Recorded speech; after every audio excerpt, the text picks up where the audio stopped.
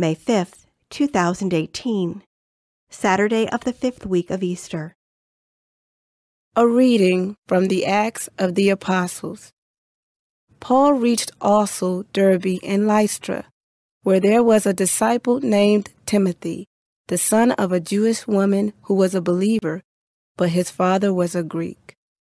The brothers in Lystra and Iconium spoke highly of him, and Paul wanted him to come along with them.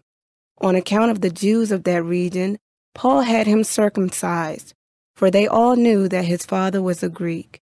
As they traveled from city to city, they handed on to the people for observance the decisions reached by the apostles and presbyters in Jerusalem. Day after day, the churches grew stronger in faith and increased in number. They traveled through the Phrygian and Galatian territory, because they had been prevented by the Holy Spirit from preaching the message in the province of Asia. When they came to Mysia, they tried to go on to Bithynia, but the Spirit of Jesus did not allow them, so they crossed through Mysia and came down to Troas. During the night, Paul had a vision. A Macedonian stood before him and implored him with these words, "Come over to Macedonia and help us." When he had seen the vision, we sought passage to Macedonia at once, concluding that God had called us to proclaim the good news to them. The word of the Lord. The responsorial psalm. The response is, "Let all the earth cry out to God with joy."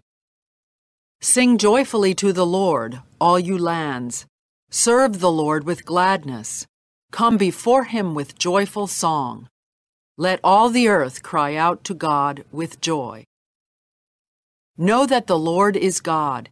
He made us, his we are, his people, the flock he tends. Let all the earth cry out to God with joy. The Lord is good. His kindness endures forever, and his faithfulness to all generations. Let all the earth cry out to God with joy.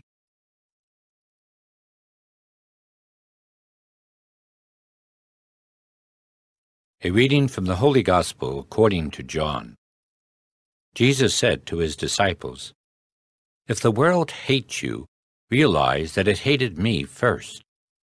If you belong to the world would love its own.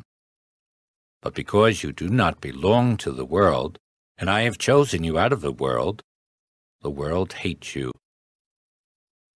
Remember the word I spoke to you. No slave is greater than his master. If they persecuted me, they will also persecute you. If they kept my word, they will also keep yours. And they will do all these things to you on account of my name, because they do not know the one who sent me." The Gospel of the Lord.